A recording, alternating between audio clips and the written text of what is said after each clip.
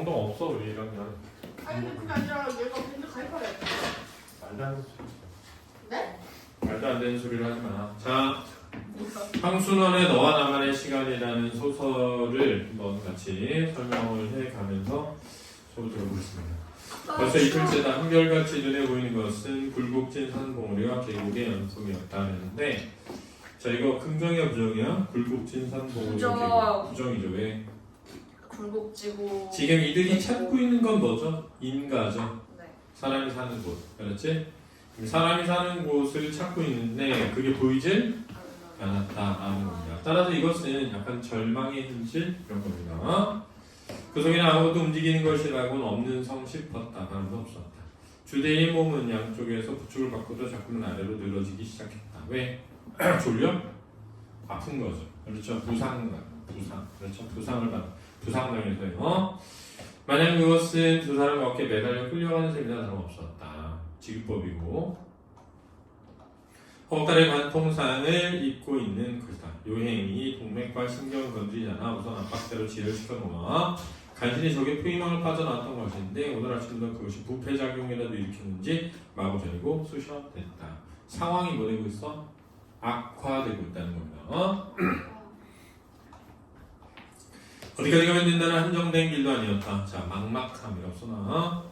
그저 무턱대고 남쪽으로만 걸음을 옮기고 있는 것이었다. 부상자에게서 일정한 거리감을 가져다주는 영향력이 대단하다는 걸 주대인은 알고 있었다. 자, 여기서 거리감이 주는 영향력이라 했잖아. 일정한 거리감이 주는 영향력. 근데 지금 얼마나 가야 되는지는 알아 몰라? 모르죠. 모르기 때문에 오는 어떤 절망감이 큰 거야. 그러니 모르기 때문에 오는 절망감이 크다. 어떤 전투에서 한 병사가 하복부 관통상을 입고도 그 뚫린 구멍 하복부에다 제보석을 털어막아가며 반시간 남아 걸려야 하는 집집까지 돌아와서야 꼬꾸라진 일이 있었다. 자, 이 일은 뭘 의미해? 그치. 이제 정해진 거리가 있으면 그만큼의 의지가 발생할 수 있다. 이렇게 되는 거야. 정해진 거리가 있는 경우에는 그만큼의 의지가 생길 수 있다. 근데 지금 주대인은 정해진 거리가 없어. 그러니까 의지가 힘들죠. 의지를 가지니까. 다른 말에 어디까지만 가면 진지가 되는 일정 목적지가 있게 됩니다. 그 정해진 목적지가 지금 자기에게 없는 것이다. 그러나 주대인은 자기를 부축하고 있는 현중이와 김일등병에게 자기는 더 걸을 수가 없으니 여기 남겨놓고 먼저 가라는 말을 하지 못했다. 혼자 처진다는 것은 그들의 죽음을 의미했다. 자, 이 부분은 시점이 뭐죠? 전지적 작가 시점입니다. 그렇죠. 일단 써놔. 그런데 전지적 작가 시점인데 주로 누구의 입장에서 이야기를 서술하고 있어? 주대위의 입장에서 이야기를 서술하고 있다는 걸 아시겠지? 여러분은 특정 인물의 시각에서 사건을 서술하고 있다라고 하는 거 써놔. 전지적 작가 시점인데 특정 인물의 시각에서 사건을 뭐하고 있다? 서술하고 있다라고 써놓으세요. 김일등병이 없자고 했을 때도 주대는 잠자코 엎였다. 흔히 올해 김일등병은 19살밖에 안 됐으나 농촌 출신이라고 하는 걸도 상상했다. 자, 이런 거 있잖아. 19살 나이죠? 농촌 출신이잖아. 그지? 지역. 지금 이런 것도 다 인물의 뭐라 그랬지? 성격이 된다 그랬잖아. 그게 왜 인물의 성격이 오면 만약에 김일등병은 올해 49살이고 서울 출신이다. 이거 업어 못 업어? 일단 못 업을 것 같아. 설득력이 떨어지는 거야. 그렇지? 근데 19의 농촌 출신. 그러면 업고 가는 거에 대한 설득력이 뭐예요? 생기는 거야. 그러니 업고 가는 거라도 상관은 일단 현중이가 대번이가 순서를 바꿔서 업을 차례가 되었다. 그는 업기 전에 슬쩍 주대의 헐개를 바라봤다. 거기는 권충이 매달려 있었다. 그들 세 사람이 이미 배낭이며 철봉이며 총이며 어쩌고를 벗어버린 지 오래됐다. 남은 무기력은 주대의 헐에 찬 권총뿐이었다. 주대인은 현중의 눈길이 무엇을 의미하는지 진작에 알았다. 그리고 그의 심중을 헤아릴 수도 있을 것 같았다. 혼자 힘으로 걸을 수 없게 됐을 때부터 이미 자기의 몸뚱아리는 두 사람에게 거추정스러운 짐밖에 되지 않았던 것이다. 하지만 두 사람은 차마 상사인 자기를 그냥 내버려두고 갈 수 없었던 것이다. 결국 이쪽이 그걸 알아차리고 권총으로 자결할 것을 기다리는 것이었다. 자, 여기서 주대이가 권총으로 자살하는 건 자기가 그들에게 뭐니까? 짐이니까다. 그지? 짐이니까잖아. 자, 이제 잘 들어. 전쟁이라고 하는 상황은 인간을 도구화한단 말이야. 사실 전쟁의 수단일 뿐이잖아. 전쟁에 사용되는 도구일 뿐이지 인간이, 그지? 그러면 인간이라는 한 존재가 도구화된다는 것과 다를 바가 없는 게 뭐냐면 인간인데 짐짝 취급하는 거지. 이해돼? 그러니까 결국은 봐. 두 사람이 주대위가 자결하기를 바란다는 건 주대위를 인간이 아니라 뭐로 보는 거야? 짐으로 보는 거야. 자기네가 도망가는데 필요한 시간을 늦추게 하는 짐일 뿐이라고 하지. 자, 이미 짐은 다 뭐였어? 버렸잖아. 이미 짐은 다 버렸는데 아직 주대위를 버리지는 않았잖아. 그럼 이제 주대위를 버리는 순간 주대위가 뭐 취급되는 거야? 진짜. 그렇지.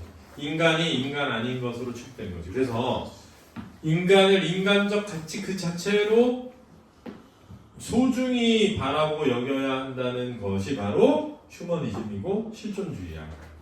알았니? 그래서 이 글은 인간을 인간이 아닌 다른 무엇으로 대체할 수 없다라는 휴머니즘적이고 실존적인 소설이 되는 거야. 이해했어? 네. 재밌다. 현중이가 그랬다. 그러나 주대인은 현중이의 시선을 모른 척했다. 그리고 조금이라도 몸을 가볍게 하기 위해 군복 바지와 군화마저 벗어버리고 그의 등에 업혔다. 자, 여기서 군복 바지와 군화마저 벗어던지고 업힌 것은 뭐에 대한 의지야? 삶에 대한 삶에 대한 의지지. 꼭 뭐 하고 싶다? 살고 싶다. 그겁니다. 현중이는 김일등병만큼은 못했으나 그래도 같은 학도병 출신인 주대위보다는 친구도 꼭 힘들 세서 꽤 잘 얻어냈다. 이러한 그들이 이틀 동안 먹은 거라고 더덕과 칡뿌리 그리고 어쩌다 찾아낸 샘물로 겨우 갈증을 면한 것밖에 없었다. 게다가 첫 여름 햇볕은 불길이었다. 어느 사람의 얼굴에서 찔찔한 땀줄기가 마구 눈으로 입으로 기어들어갔다. 그렇게건만 손으로 훔쳐내지 못하고 그렇건만 그저 눈을 꾹꾹 감아 땀을 몰아내가 입을 푸푸거리며 고개를 들어 떨궈버리는 수밖에 없었다. 자, 이런 데서 이제 업고 가는 일에 뭐가 드러나? 괴로움과 힘듦이 드러나는 거죠. 그렇지? 점차로 업은 사람의 걷는 거리가 줄어들고 교대가 찾아갑니다. 그게 모르니 상황이 점점 악화되고 있다는 거야. 주대는 자기의 가슴에 업은 사람의 등에 젖은 셔츠를 격해 서로 미끈거리는 상쾌하지 못한 촉감에서 그러나 자신이 살아있다는 실감을 느꼈다. 주대를 다시 바꿔 입은 현중이는 땀이 철철 흘리는 동안 벌써 몇 번째가 눈앞에 떠오른 것이 다시 나타났다. 그는 그젯밤 적의 꽹과리한 날라리 소리를 듣기 전 잠속에서 꿈을 꾸었던 것이다. 누렇게 뜬 하늘 한복판에 황달 뜬 태양이 타고 있었다. 그리고 그 밑으로 누렇게 뜬 불모의 황야가 하늘과 맞닿는 데까지 끝없이 펼쳐져 있었다. 그 가운데 그는 땀을 철철 흘리며 서 있었다. 불썩거리는 느런 흙이 걷어올린 정강이 한 중턱까지 올라와 있었다. 그는 신경을 쓰지 않으면 안 되었다. 그 양쪽 정강에는 그가 마음속으로 아껴놓은 것이 있었다. 입대하기 전날 사랑하는 사람이 그의 걷어올린 다리를 보고 정강이 털이 길어 웃었다면서 장난스럽게 양쪽 정강이 털 중에 제일 긴 것은 자기 것이 잘 간직하려고 했던 것이다. 그것이 지금 누렇게 뜬 흙먼지 속에 잠겨버리고 마는 것이다.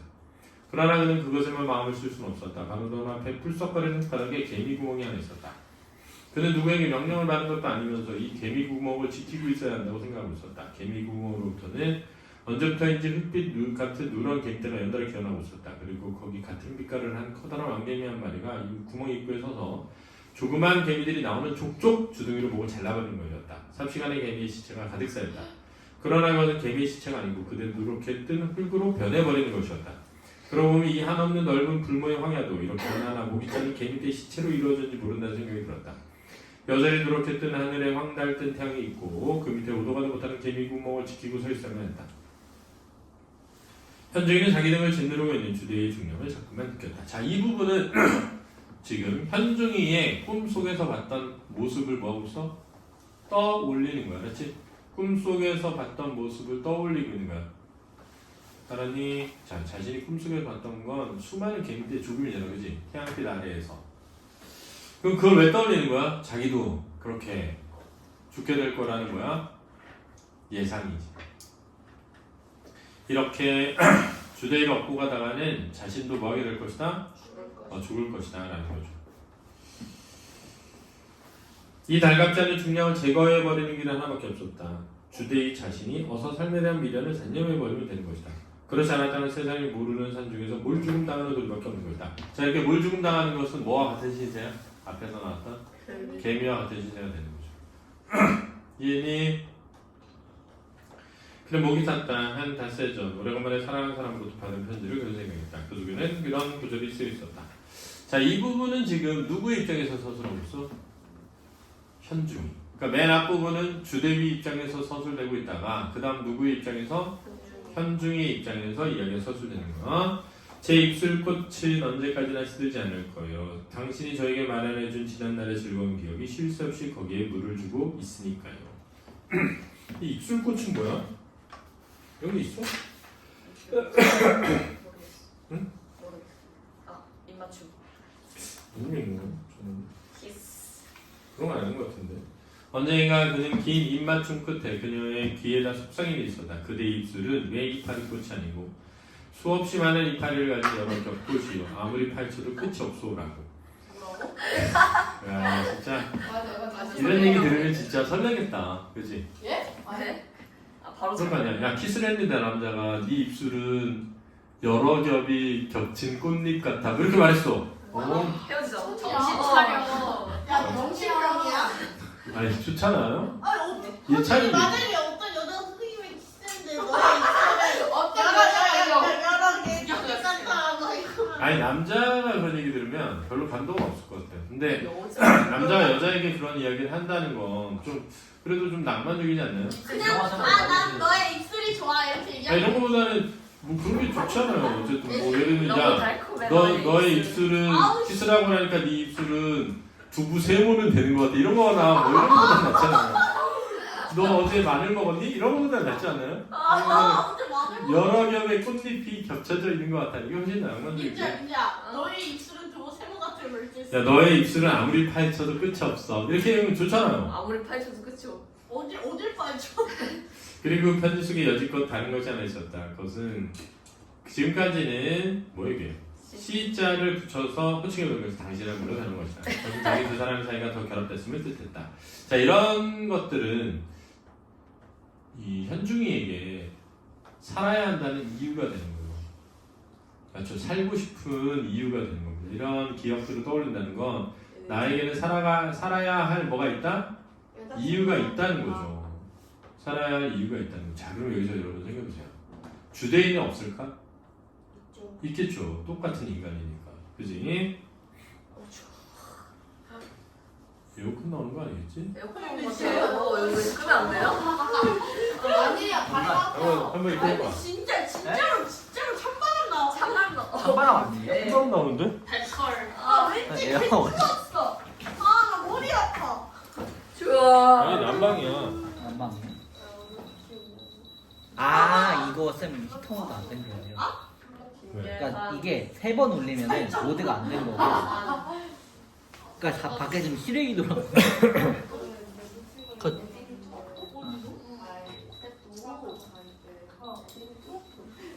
왜 안 되는 거지? 난방은? 그게 저쪽에서도 이런 소리 들으면 안 나왔어요.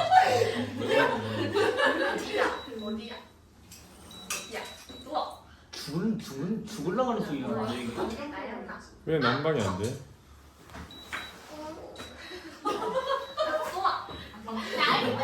그거 진수하네. 좋아해. 이번에 한 번 울렸지. 한 번 울렸지. 야 조용히 해봐. 수업 안 한다. 자 다음. 좋아요. 그는 편지를 읽고 새삼스럽게 정강이 되다보며 자기에게 부어져 있는 한 사람의 여인이 웃음 머금은 맑은 눈길을 켰다. 지금도 그는 주대의를 얻고 활phát 달아오르는 입안의 갈증을 지난날 사랑하는 사람의 입술을 남겨준 촉각으로 숙여가며 자기에게 부어진 그대의 웃음 머금은 맑은 눈길을 되살렸다. 그 눈길을 따라가는 동안 그의 땀에 젖은 눈도 저기 맑게 빛나는 것이었다. 여기서 눈이 맑게 빛난다는 건 뭐야? 삶에 대한 일지죠. 어느 능선구비에 이르렀다. 자, 잘 들어. 뭐의 이동이야? 공간의 이동이야. 그렇지? 김일병이 대번에서 업을 차렸다. 지형상으로 보아 앞에 가로놓인 계곡을 내려가 앞산을 가로질러 올라가면 잠깐이요. 그렇지 않으면 구불구불 굽어진 능선을 상당히 돌아가지 않으면 안 되겠다.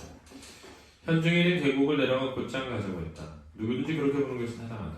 더구나 그들은 한 먹걸음의 단축이라면 염두에 두지 않으면 안 될 처지였다. 염두는 생각이야. 김일병의 의견은 그러나 그렇지 않았다. 계곡을 내려갔다가 나무 속에서 방향을 잃게 되면 고생은 고생대로 하고 길만 더디게 되기 쉽다는 것이다. 얼른 결정이 지어지지 않고 있을 때 주대가 한마디 했다. 현중이 김일병의 말대로 하지. 퍼뜩 현중이의 눈이 주대의 허리에 매달리는 권총을 봤다. 그러는 그의 눈앞에는 또다시 꿈의 장면이 나타났다. 한결같이 누렇게 뜬 하늘에 황달 뜬 태양이 있고 한없이 깔리는 불모의 황야에 땀을 철철 흘리고 서 있는 자신, 흙바닥에 개미구멍이 있고 개미떼가 연달아 나오고 목이 잘리고 있는 모습들, 그리고 그 목장인 개미떼들이 누렇게 흙으로 배들거리는 것, 그러면서 흙이 높아지면서 자기 정강이 털이 거의 붙이게 되는 것, 초조할 수밖에 없었다. 왜? 뭘 의미해? 자신의 죽음이 다가오는 것. 하지만 그는 그곳에 서 있을 수밖에 없었다. 그러다 문득 그는 개미구멍 한 옆에 따로 떨어져 있는 식구멍을 발견했다. 이것만은 꿈속에 전혀 없었던, 지금 그 자신이 의식적으로 뚫어놓은 구멍이다. 그런데도 어리석은 개미들은 그냥 본래의 구멍으로 나면서 목 잘리고 있는 것이다. 현중이는 주대의를 없지도 않은 몸이지만 전신에 비지땀을 흘렸다. 왜? 현중이는 왜 주대의를 없지도 않은데 땀이 흘렸을까요? 자, 악몽을 떠올려서. 아니? 아니다. 그렇지? 악몽을 떠올려서 아니야. 뭐야? 혼자 살기로 결심해서요. 혼자 살아남기로 결심해서. 그렇지? 자, 자기의 꿈속에서는 목이 잘리는 개미들만 있었다. 그렇지? 그리고 개미 구멍은 하나 있잖아. 그렇지? 근데 지금 의식적으로 구멍을 하나 더 만들어냈어. 그 구멍은 뭐 하는 구멍이야? 왕개미에게 목이 잘리지 않는 구멍이지. 그럼 결론은 살 수 있는 구멍이잖아. 그지? 그 살 수 있는 구멍을 누가 만들었다고? 자기 자신이. 자, 그 말은 자기가 뭐 하고 싶다? 살고 싶다는 거죠. 그러니까 나는 살 길 있어. 그런 거죠. 뭐 하면 돼? 버리고 떠나면 되죠. 그런 생각하니까, 자기 혼자 살 생각하니까 없지도 않았는데 뭐가 흘렀다? 비지땀이 흘렀죠. 피가름, 해가 서쪽에 넘어가는 것도, 세 사람 구렁이 한 마리를 잡아 두고서 나눠 먹었다. 다 먹고 나는 현중이가 길어도 마려운 듯 재를 들었다. 그런지 조금 만에 주대이가 김일병에게 말했다. 자네들 여길 떠나니. 김일병이 그게 무슨 말이냐고 주대를 쳐다봤다. 현중이는 갔어. 기다리다 못해. 기다리다도 못하다니요. 내가 자살하기를 기다리다 못해 떠났어. 사실 현중이는 돌아오지 않았다. 주대인은 김일병이 시선을 마주보기를 피하보면서 자네도 어서 여길 떠나게. 왜 주대인은 시선 마주보기를 피했을까? 자, 김일병마저 떠나면 주대인은 결국 뭐하게 돼? 혼자. 죽게 되겠죠. 그죠? 죽게 되겠죠. 그러니까 마음속으로는 떠나지 않기를 바라지만, 그러나 혼자 자기를 얻고 간다는 건 둘 다 뭐하게 돼? 죽게 될 것이니까 떠나보내는 거죠. 김일병은 잠시 주춤거리다 서산이 빗긴 붉은 노를 한번 바라보고 말없이 주대에게 등을 돌렸다. 이게 뭐야? 피다. 떠나지 않겠다는 거죠. 혼자 얻고 걷는 길이라 동지 앞으로 나가지 않았다. 종가서 쉬고 종가서 쉬고 있다. 밤이 되자 두 사람은 아무데도 들어갔다. 짐스럽다고 맨 먼저 버리고 온 배낭 속에 들어있던 건빵이 눈앞에 아른거렸지만 사실 그들은 이미 배고픈지도 몰랐다. 그들은 현중의 일을 생각했다. 지금 어디쯤 갔을까? 김일병은 자기네를 버리고 간 그가 엄마 물었다. 한편 주대인의 하시파피 그가 아군 진지를 찾아 구원병이라도 보내줬으면 하는 바람을 가져본 것이었다. 자, 이런 바람을 가진다는 건 주대인가 아직 살고 싶은 마음이 있는 거죠. 물론 두 사람은 서로 입 밖에 내어서는 말하지 않았다. 김일병이 잠든 뒤에도 주대인은 눈을 붙이지 못했다. 이제 와서 상처의 아픔도 별로 느껴지지 않았다. 그저 일단 잠들었다가 영 깨어나지 못할 것 같은 생각이 든 것이다. 그러다 어떻게 그 여자의 생각을 머리에 떠올리게 됐는지 모른다. 서너 달 전 그가 어느 고지 탈환 직전에 공문을 세웠다 하여 며칠 동안 특별 휴가를 받았을 때 부산에 갔던 하룻밤 몸을 산 일이 있는 여자였다. 이 여자 말이 일사부터 무렵 서울 어떤 술집에 있었던 때인데 어느 어슴에 외국 군인 세 녀석이 쫓겨 들어오는 한 소녀를 뒷문으로 빠져나게 한 후 대신 그 일을 당한 일이 있었다는 것이다. 어느 놈이 어느 놈인지 구별도 못하는 사이에 그만 정신을 잃었다가 들창이 힘을 희구물의 발가운을 저에게 연기하는 언어로 했다. 그런데 뜻밖에도 그 소녀를 오늘 거래에서 만났는데 이쪽이 미처 알아보지 못하는 것을 소녀 편이 먼저 반기더라는 것이다. 자기와 같은 여자는 아무 거리낌 없이 대해주는 것이 여간 고맙지 않았다는 것이다. 더구나 뭐든 도와주고 싶다는 말에 송구스럽게까지 하더라는 것이었다. 주대인이 이 일종의 미담 같은 이야기를 듣는 동안 그의 심중을 한번 꼬집어주고 싶은 충동을 받았다. 그런 그 송구스럽고 고마운 맛을 다시 보기 위해서는 앞으로도 그런 경우를 당하면 들창이 꿈에 밝을 때까지 정신을 잃을 수 있단 말이지. 그대는 어둠 속에서 담배를 물에 붙여 물더니 글쎄요 그런 일을 하려고 해서 되는 건 아니에요. 그때는 나도 모르게 그 소녀를 대신했던 것뿐이에요. 사람이란 뜻 않았던 일에 부닥치면 뒤에 생각해서 어떻게 자기가 그런 일인지 모르는 일을 하는 수가 있잖아요. 그때 내가 그 소녀를 대신한 것도 그거예요. 혹시 다음에 같은 경우를 당하더라도 내가 어떻게 할지는 나 자신도 몰라요. 경우에 따라서는 그렇게 할 거고 경우에 따라서는 그렇게 하지 않겠죠. 주대의 머리에 이 여자와 주고받은 마지막 대화가 떠올랐던 것이다. 생각해보면 그동안 자기도 거듭하는 격전 속에 이 여자와의 말과 같은 행동을 했던 것이다. 언제나 예측할 수 없는 상황 속에서 이기치 않은 행동을 했던 것이다. 자, 지금 주대의 기억 속에 그 여자는 어떤 일을 겪은 거야? 외국 군인들이겠죠? 에게 겁탈당하려는 한 여자를 구하고 자신이 그 겁탈을 뭔가 밤새도록 3명한테 성폭행 당한 거죠. 그런데 그 뒤에 우연히 그 소녀를 만났는데 너무나 고맙다고 막 아닌 척 하는 거야. 그래서 그때 되게 뿌듯함을 느꼈다는 거야. 그러니까는 주대인이 그러면 너 그러면 그런 뿌듯함 느끼고 싶어 다음에 또 그럴래? 그랬더니 그건 모르겠다는 거지. 왜? 그때 그런 나 나중에 만나면 뿌듯함을 느껴야지 해서 성폭행 당한 게 아니잖아. 그게 뭐니? 인간이기 때문에 가질 마음인 거야. 그렇지? 이게 여기에 중요해. 자, 인간이기 때문에 가져야 한다는 마음은 뭐냐면 인간은 타인의 생명도 소중하게 여기잖아. 그치? 그러니까 위험에 닥친 그 소녀를 보고 외면할 수 없었던 거야. 물론 그 위험을 자기가 대신 안 했지. 근데 여기서 중요한 건 위험에 처한 소녀를 외면하지 않았던 그 마음이 바로 인간 본질이라는 거야. 그러면 봐봐. 지금 김일병도 위험에 처한 주대위를 버리고 가지 못했잖아. 그러니까 김일병이 한 일이 사실은 그 몸을 산 여자가 했던 일과 뭐해? 같은 일이 되는 거지. 됐니? 그러자 그의 머릿속에는 새로운 생각이 하나 스치고 왔다. 지난날 자기가 그 여자에게 비꼬인조로 다시 그런 경우가 나오면 또 누군가를 위해 대신하기로 했을 때 자기 마음 한구석에 앞으로 그녀가 같은 경우를 당한다면 다시 누군가를 위해 대신하면 또 무방하다는 생각했던 것은 아닐까? 괜찮다는 거야. 무방하다. 그리고 그 생각 속에는 그녀가 그런 경우에는 그래주기를 바라는 마음이 깃들었던 건 아닐까? 그러나 지금 죽음을 앞두고 어느 능선의 어둠 속에 누워있는 주대에게 어떤 경우일지라도 그녀에게 그런 아무런 권한도 자기는 부여되지 않았다는 걸 느끼지 않으면 안 된다. 자, 나는 그녀에게 그런 말 하면서도 사실은 그녀가 똑같은 경우를 당하면 또 똑같이 누구를 구해주길 바랬던 거야. 이해됐니? 근데 자기가 지금 구함을 당해야 되는 여자의 처지잖아.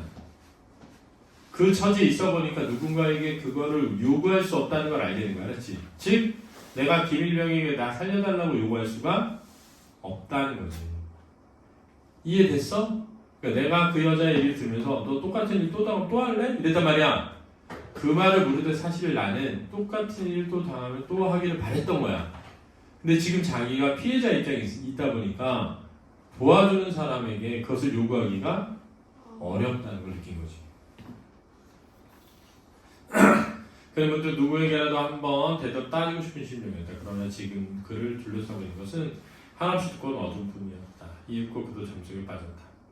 날이 맞아 또 걸었다. 어제보다 쉬는 도수가 횟수야 잦아졌다. 김일병도 군복바지와 군화마저 벗었다. 맨발로 산길을 걷기가 힘든 걸 모르는 바 아니다. 하지만 우선 신발이 천근만근 무겁게 여겨져 견딜 수가 없었다. 여기서 발바닥이 터져서 피가 내렸다. 그렇다고 돌뿌리가 아닌 고운 땅만 골라밟을 수도 없었다. 자, 상황이 점점 뭐 된다? 악화. 한결같이 눈에 보이는 것은 인가 아니니 할 때 인가는 인가 알지? 사람이 사는 곳. 사람이 사는 집. 이 아닌 산봉우리의 계곡에 움직임 없는 굴곡뿐이요. 귀에는 그처럼 갈망하고 있는 아군의 포소리 대신 한없이 먼 데까지 퍼져오는 고즈넉함과 김일병이 몰아치는 거친 숨소리뿐이었다. 그래도 주대인은 온 신경을 귀로 모으고 있었다. 어떤 색다른 소리나마 놓치지 않으려는 것이다. 한 번은 주대이가 저리가 물을 마시러 가자고 했다. 김일병 어디 물이 준가 했는데 주대이가 말한 데 가보니까 샘물을 붓고 있었어.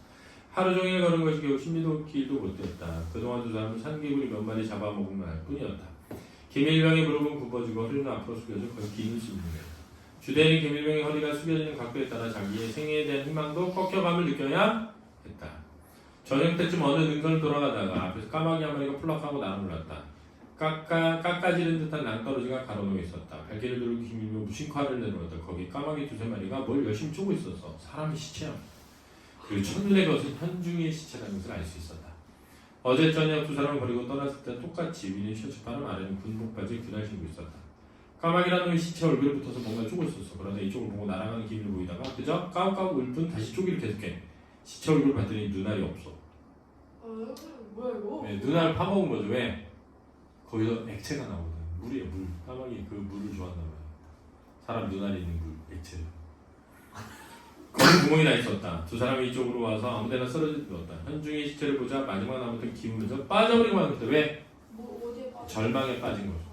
왜? 곧 자신도 뭐하게 될 것이면 그렇죠. 죽게 될 것임을 느끼게 되는 거야. 알았지? 이게 중요하다. 잠시 후에 개밀병은 무엇을 생각했는지 일어나 허청거리며 벼랑 쪽으로 가더니 돌을 집어던지기 시작했다. 그때마다 까마귀가 펄럭하고 시체를 떠나는 것이었으나 곧 못마땅한 듯 까욱하며 다시 내려는 것이다. 개밀병은 돌아 쓰러져 버리듯 누웠다. 옆에 누웠던 진리를 바라보며 그는 눈을 감채 번듯이 누워있었다. 개밀병은 전에 시원한 싸움터에서 오히려 막 있게 마련했던 죽음이라는 것을 몸 가까이 느꼈다. 내일쯤이면 까마귀도 자기의 누나를 파먹으리라. 그러자 그는 옆에 누워있는 주댕이가 먼저 죽어서 까마귀에게 누나를 파먹히는 걸 보느니 차라리 자기가 먼저 죽어 모든 것을 모르고 지나가길 바랐다. 그는 문득 울고 싶어졌다. 그러나 그럴 기운조차 그에게 없었다. 자, 잘 들어봐. 여기서 김일병은 왜 돌을 던졌을까 까마귀에게? 그쵸? 근데 생각해봐. 지금 현중이는 자신을 버리고 갔잖아. 혼자 살겠다. 그러다가 낭떠러지에 떨어져서 죽은 거거든. 길을 잘못 들어서. 그런 미운 사람인데 그 죽었잖아 이미. 죽었으면 까마귀야 너라도 시컷 먹어. 이래야 되는 거 아니야? 그치. 그러니까 막 죽었지만 인간이잖아. 그치? 죽었지만 인간이니까 그렇게 내버려둘 수 없다는 마음. 그게 바로 인간의 마음이라는 거야. 그러니까 김일병은 인간다움을 잃지 않고 있는 거야. 마지막까지. 알았지? 그게 중요하다. 인간다움을 잃지 않는 마음은 저도 모르게 홍건이 잠수에 끌려 들어갔던 김일병은 주댕이가 뭐라고 부르는 소리를 들에 눈을 떴다. 하늘에는 별이 떠 있었고 저 소리를 듣게 주댕이가 누운 채 세전이한 목소리로 포소리일세. 김일병은 병실이 번쩍 들어 상반신을 일으키며 귀를 기울였다. 과연 먼 우레소리 같은 표정이 들렸다. 어느 편에 봅니까? 아군의 포야 155mm. 주대희의 감별이는 틀림없었다. 그는 얼마나 먼 거리를 물으려는데 그렇지만 너무 멀어. 40mm 되겠어. 그렇다면 아무리 아군의 포라고 해도 소용없다. 왜? 거기까지 갈 수는 없으니까. 그렇지? 김일병은 도로 자리에 누웠다. 주대희는 지금 자기가 각각 죽어가고 있다는 거지. 여기서 각각이란 시시각각이야. 시시각각. 순간순간. 이상스럽게 맑은 정신으로 그게 느껴졌다. 그러다 그는 지금까지 피해오던 어떤 상념과 부딪혔다. 그것은 권총을 사용해야 한다는 생각이다. 권총을 사용해야 한다는 생각은 뭐야? 자결. 그렇지? 자결을 아무래도 죽을 자기가 진작 자결했다면 문제가 해결되지 않았을까? 해결됐을 게 아닌가? 첫째 현중이가 방귀를 서두르다 벼랑에 떨어져 죽지 않았을지 모른다. 아무튼 이제라도 자결해버려야 한다. 그러면 아무리 지친 김일병이라도 혼자 몸이니 어떻게든 아군 진지까지는 갈 수 있을 것이다. 그는 김일병을 향해 포소리 나는 방향은 동남쪽이다. 바로 우리가 누워있는 발쪽 벼랑을 왼쪽으로 돌아가면 돼. 있는 힘을 다해 명령을 쳐버린다. 그리고 무거운 손을 움직여 허리에 권총을 슬그머니 뺐다. 왜? 자살하려고. 그렇지? 그때 바로 그때 주대희의 귀에 은근한 콧소리 사이로 또 하나의 소리가 들렸다. 처음에는 그도 귀가 의심스러웠는데 귀를 기울이고 있다가 무슨 소리지? 김일병이 고개만 들고 잠시 무슨 소리 말입니까? 지금 안 들리는 거. 거기에 그쳤던 소리가 바람을 탄 듯 다시 들렸다. 저 소리 말이야. 머리 위쪽에서 들리는. 김일병의 귀에는 아무것도 들리지 않다. 개 짖는 소리 같아. 개 소리네. 그치? 개 짖는 소리 만에 김일병은 지친 몸을 벌떡 일으켜 무릎 쪽에 걸음을 쳐나갔다. 개 짖는 소리가 들린다면 그리 멀지 않은 곳에 뭐가 있다? 인가가 있는 거죠. 그래서 인가가 오름에 희망. 사람이 사는 집인데 희망이죠. 삶에 대한 희망. 그 등성을 넘어가면 된다. 그러나 김일병의 귀에는 여전히 아무것도 들리지 않았다. 그는 누워있던 자리에 도로 뒷걸음질 쳤다. 주대인은 김일병에게 뭔가 주고 싶었다. 뭐게? 삶의 희망. 그렇지, 삶의 희망. 그리고 그것을 자기 자신도 받고 싶었다. 알았지? 삶의 희망. 김일병은 들어오는 혼자 소리. 내일 좀 까마귀 때가 더 많이 몰려오겠지. 눈알이 붙어있는 것도 오늘 밤뿐이야. 자, 지금 김일병 체념하고 있는 거야. 절망하고. 알았지? 이 말이 끝나기도 전에 갑자기 권총 소리가 그의 귓전을 때렸다. 깜짝 놀라더라고요. 어둠 속에 주대인과 권총을 이리 겨누지 목 속에 잠긴 음성을 치고 또 이렇게 날 업어 하는 것이었다. 김일병은 무슨 영문인지 몰라 하라는 대로 등을 돌려댔다. 자, 걸어라. 김일병은 자기 오른쪽 귀에 권총이 와닿음을 느꼈다. 왜? 걷지 않으면 뭐 할 것이다? 죽일 것이다 이거죠. 어? 날 업고 걷지 않으면 널 죽일 거야. 이런 얘기 알았지? 자, 근데 왜 그러는 거야? 김일병을 뭐 하게 하려고? 살게 하려고. 왜? 알았지? 아니 안 걸어가면 죽는다고. 씨. 왜요? 아니 지금 인가가 가까이 있다는 걸 알았잖아. 아. 인가가 가까이 있는데 걸어가려고 하는 힘이 하나도 없어서 김일병이 쓰러져서 난 내일쯤 죽을 거야 하고 있잖아. 그래서 주대희가 총을 뽑아서 총을 쏜 거야 하늘에다. 그런 다음에 김일병한테 나 업고 걸어 안 그러면 너 죽일 거야 한 거야. 왜? 김일병을 뭐 하려고? 살리려고. 그러면서 동시에 자신도 뭐 하고 싶어? 그 얘기야. 자, 걸어라. 권총이 와닿았다. 좀 서. 왼쪽으로 가. 잠깐 앞으로. 이렇게 왼쪽 오른쪽 하는 사이 주대희의 말들이 죽을 힘을 옮기는 동안 김일병에게는 아무것도 안 들렸대. 혹시 주대희가 죽을 앞두고 헛개비 소리 들은 거 아닐까? 그렇다면 하필 자기네 두 사람을 마지막에 이러다 죽을 필요는 뭘까? 어제 저녁부터 혼자 업고 오느라고 온갖 고생을 당해가면서 느끼지 못한 원망이 주대희를 향해 거듭 복받쳤대. 하지만 걷지 않을 수 없었죠. 오른쪽 뒤에 감촉되는 권총 끝이 떠나질 않았으니까. 마치 권총이 비틀거리는 거리나 옮겨놓게 하는 곳이었어요. 산 밑에 일어났다. 오른쪽으로 그대로 똑바로. 그제야 김일병의 귀에도 무슨 소리가 들렸다. 그것이 점점 개 짖는 소리로 확실해졌다. 그러나 그것이 얼마나 거리인지 짐작이 안 됐다. 목에선 단내가 나고 간신히 옮겨놓은 걸음 한 것 깊은 데로 완전 빠져나가는 것만 같았다. 그저 그 자리에 주저앉고 싶은 생각뿐이었다. 그렇지만 쉬어갈 수도 없는 노릇이었다. 귀 뒤에와 닿은 권총 끝이 더 세게 밀고 있었다. 아무것도 보이는 게 없었다. 어떻게 걸음을 떼어놓고 있는지조차 깨닫지 못했다. 그런데 저쪽 어둠 속에 초가집 같은 검은 그림자와 그 앞에 사람의 그림자 그리고 거기서 짓고 있는 개의 모양이 몽롱해지는 순간 귀 뒤에 와 닿고 있는 권총 끝이 벼랑과 물러나며 주대희의 몸뚱이가 무겁게 탁 내려앉았대. 뭐 한 거야? 죽은 거야. 알지? 주대희가 왜 죽었겠어? 상처가 심해져서 죽은 거야. 그럼 이제 주대희는 마지막 순간 결국 누구를 살리고 죽은 거야? 그러니까 주대희를 끝까지 포기하지 않고 사람다움을 잃지 않았던 김일병이 마지막까지 뭐 하게 된 거야? 살아 남게 되는 거죠. 그래서 인간이란 무엇인가, 인간성이란 무엇인가를 다룬 아주 좋은 작품이라고 할 수 있겠습니다. 알겠죠? 수고했습니다.